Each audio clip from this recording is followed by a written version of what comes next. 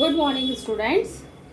ये है आपका चैप्टर 6 स्टार्ट किया था कल हमने भाग, और इसमें मैंने आपको कुछ नियम भी बताए थे इसमें कि गुणात्मक तथ्य के लिए भाजन तथ्य क्या थे।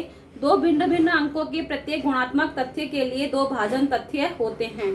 दो भिन्न भिन्न संख्या हैं, उनके गुणात्मक तथ्य के लिए भाजन तथ्य दो होते हैं। और अगर समान अंक का गुणात्मक तथ्य है तो उनका भाजन तथ्य एक ही होता है, जो मैंने आपको कल बताया भी था। फिर एक बताया था भाग के गुणधर्म, किसी संख्या को उसी संख्या से भाग देते तो क्या आता है, भागफल एक प्राप्त होता है। किसी संख्या को एक से भाग देने पर भागफल वही संख्या प्राप्त होती है। शून्य को शून्य के अतिरिक्त किसी भी संख्या से भाग देने पर भागफल सदैव शून्य ही प्राप्त होता है। फिर था कई शून्यों वाली संख्या में 10, 100 या 1000 से भाग देने पर 1, 2 या 3 शून्य कम हो जाते हैं। ये सब मैंने आपको नियम कल समझाए थे। अब आज हम इस स्टार्ट करेंगे। एक्सरसाइज 6.1 है। इसमें देखिए प्रश्न 1 है, उचित मिलान कीजिए। प्रश्न 1 क्या है, उचित मिलान कीजिए। तो देखिए इसमें क्या करना है आपको।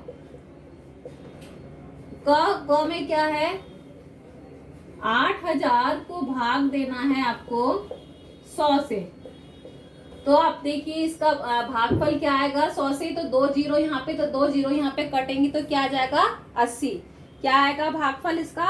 मैं इसका आंसर डायरेक्ट यहाँ पर लिख रही हूँ। इसमें क्या होगा 80। तो आप इसका मिलान सही कर लीजिएगा, नहीं तो हम यहाँ पे ये आंसर सही है यहाँ पे लिखिए। फिर ख आप भी इसके सामने ही आंसर लिख दीजिएगा। फिर है 70,600 को भाग देना है 10 से, तो क्या होगा, इसमें एक जीरो है तो एक जीरो हटेगी और ये क्या आएगा इसका आंसर 7060 इसमें आंसर आएगा। फिर ग में क्या होगा, ग है शून्य को भाग देना है 8105 से।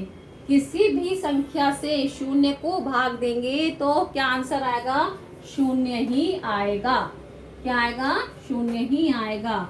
फिर घ है आपका 48,509 को भाग देना है 48,509 से। किसी भी संख्या को उसी संख्या से भाग देते हैं तो भागफल क्या आता है, एक आता है। क्या आता है, एक आता है। फिर है 70,785 को भाग देना है 1 से। किसी भी संख्या को अगर हम 1 से भाग देते हैं तो भागफल क्या आता है, वही संख्या आती है। जो मैंने कल आपको नियम बताए थे उन्हीं नियम का यहाँ पर प्रयोग हो रहा है।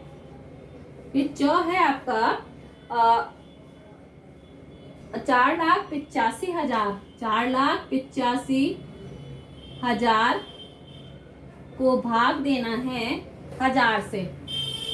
तो देखिए ये 1000 में कितने शून्य है, 3, तो यहाँ पे 3 शून्य है तो 3 शून्य हट जाएंगे। आंसर क्या आएगा, 485 आएगा। फिर 6 है आपका 45,550 को भाग देना है 10 से। 10 से भाग देंगे, इसमें देखिए एक शून्य है तो ये एक शून्य हट जाएगा। आंसर क्या आएगा, 4555। तो ये मिलान करने का ये तरीका था। आपके इस मिलान करने में आपने जो नियम कल किए थे उन्हीं नियमों का इसमें प्रयोग किया गया है। फिर देखिए इसमें प्रश्न 2 है, इसमें गुणात्मक और भाजन तथ्य के बारे में बताया गया है। प्रश्न 2 है, इसमें प्रश्न 2 में निम्नलिखित गुणात्मक तथ्यों के लिए दो भाजन तथ्य लिखिए। गुणात्मक तथ्य था यहाँ पर, गुणात्मक तथ्य और भाजन तथ्य। भाजन तथ्य इसमें क्या करना है आपको, क जैसे 12 को गुणा किया 8 से तो क्या आया 96। तो इसके भाजन तथ्य क्या होंगे, देखो नंबर 1 और नंबर 2। इसमें भाजन तथ्य 96 है, गुणात्मक तथ्य तो इसको 96 को भाग देंगे हम 12 से तो 8 आएगा, और 96 को भाग देंगे 8 से तो क्या आएगा, 12 आएगा। तो इस तरह से इनके दो भाजन तथ्य हो गए। जैसे ख में क्या होगा, ख में 6 को गुणा किया 15 से तो क्या आया, 90। प्रथम द्वितीय, तो देखिए 90 को 6 से भाग देंगे तो क्या आएगा, 15, और 90 को 15 से भाग देंगे तो क्या आएगा, 6। इसी तरह से 17 को ग है आपका, 17 को गुणा किया 7 से तो क्या आया, 119। तो इसका भाजन तथ्य क्या होगा, 119 को भाग देंगे 7 से तो 17 आ जाएगा, 119 को भाग देंगे 17 से तो 7 आ जाएगा। तो इस तरह से आपका ये प्रश्न 2 हो गया। प्रश्न 3 क्या है, महिका के पास 4800 मोती हैं। यदि 100 मोतियों की एक माला बनाई जाए तो बताइए महिका 4800 मोतियों से कितनी मालाएं बनवा सकती है। तो 100 से हम 4800 को भाग देंगे तो क्या आएगा, 100 से, प्रश्न 3 है आपका, और इसमें 4800 को भाग देंगे हम 100 से। 100 से जब भाग देंगे तो क्या आएगा,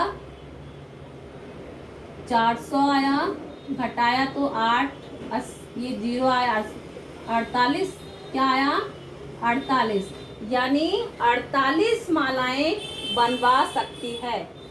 उत्तर क्या होगा, मिहिका 48 मालाएं बनवा सकती है,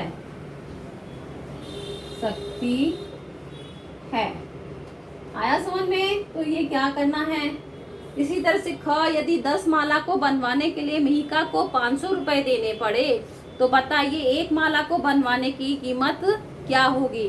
तो 10 से आप इसको 500 को भाग देंगे, ये आप खुद करेंगे, ठीक है। तो आपका होमवर्क क्या है, डू एक्सरसाइज 6.1 इन नोटबुक। 6.1 आपको अपनी नोटबुक में कंप्लीट करना है। Okay, thank you.